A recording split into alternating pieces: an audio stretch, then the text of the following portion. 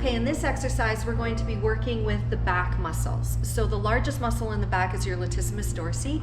We're going to be massaging and releasing that, as well as the mid-back rhomboids and trapezius area.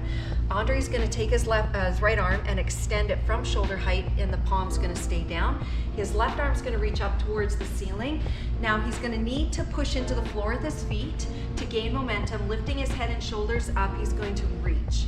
And then there's this eccentric lowering where he's going to come all the way back, slowly lowering his head back down, and then the arm just stays over top of the shoulder. And we'll try that one more time, pushing into the floor with the feet to lift up. Make sure that your head is lifted when you do that. And then eccentrically lower, or think about slowing or putting the brakes down as you massage all the way back. You're going to feel it nicely massaged to the spine. Let's try the other side. So on the other side, palm is down. You're rotating and lifting at the same time.